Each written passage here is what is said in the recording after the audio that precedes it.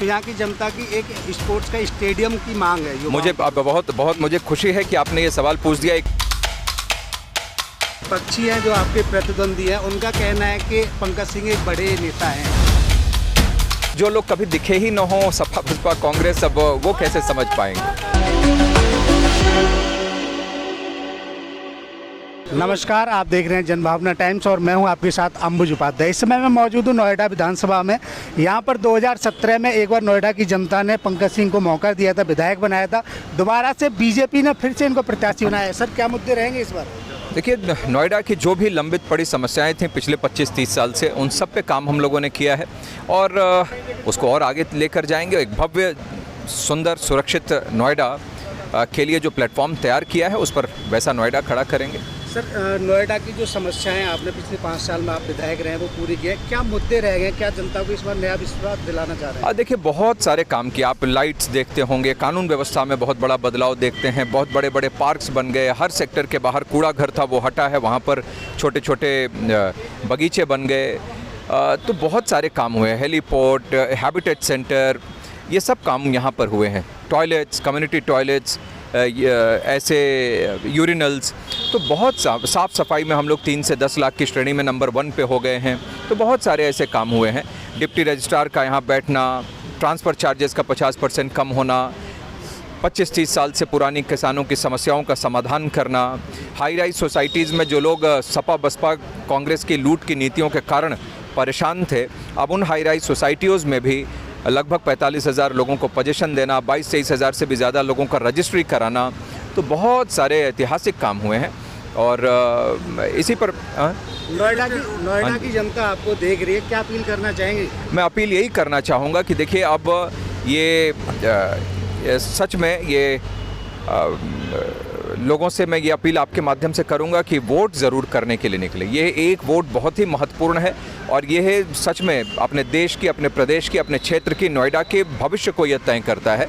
और क्योंकि सपा बसपा कांग्रेस में भी लोगों ने देखा था क्या हालत हो गई थी, उसको 5 साल में हम लोगों ने ठीक किया है। भविष्य में और अच्छा नोएडा बनाने के लिए हम लोग प्रतिबद्ध हैं। सब लोग वोट ज़रूर करें, ये निवेदन मैं कर। अंतिम 2 प्रश्न है सर मेरे। एक तो स्पोर्ट्स को लेकर के, मैं फील्ड में जा रहा हूँ, ग्राउंड रिपोर्ट कर रहा हूँ, तो यहाँ की जनता की एक स्पोर्ट्स का स्टेडियम की मांग है। मुझे बहुत मुझे खुशी है कि आपने ये सवाल पूछ दिया। एक चीज़ ये बच रही थी। एक तो सरफाबाद वाला स्टेडियम, एक इंडोर स्टेडियम जो एक वहाँ 22 में है, वो एक हमारा स्टेडियम तो पहले से चल ही रहा है।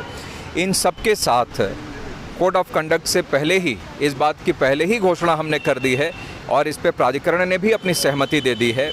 हमारे नोएडा में एक विश्व स्तरीय स्पोर्ट्स कॉम्प्लेक्स बन के तैयार होगा। मतलब 2022 में आप दोबारा से आएंगे तो सबसे मुख्य काम यही रहेगा? बिल्कुल ये रहेगा। हमारे जैसे युवा जो खेलने के लिए, उनका ये प्रश्न नहीं, मुझे ये खुशी है कि आपने ये सवाल ये पूछ दिया, ये क्योंकि ये बच गई थी ये बात कहनी।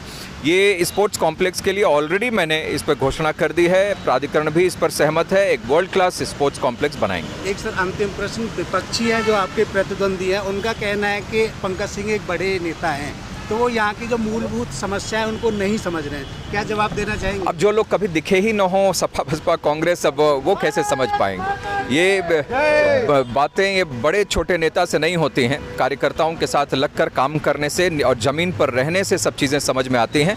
और इसीलिए रहा हूँ, तो इसीलिए जो 25-30 साल पुरानी समस्याओं का समाधान भी करके दिया है।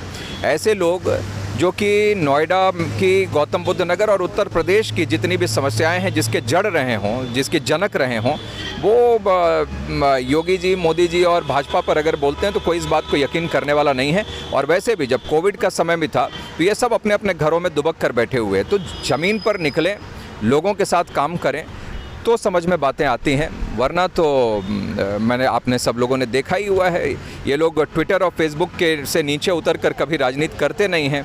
तो अब वो कुछ भी कह सकते हैं। जी को पूरे मुद्दे पता है, जमीनी हकीकत क्या है, नहीं पता है तभी तो इसको सॉल्व किया है। सबसे मिलने के लिए तैयार रहते हैं, सबकी प्रॉब्लम सुनने के लिए तैयार रहते हैं और उसका सॉल्यूशन भी निकालते हैं। He is easily available, accessible है, कहीं कोई कभी दिक्कत नहीं होती। मैं यहाँ फेडरेशन का अध्यक्ष हूँ, मैं जब भी गया लोगों के काम थे, उन्होंने तुरंत उसको अटेंड किया और करवाया।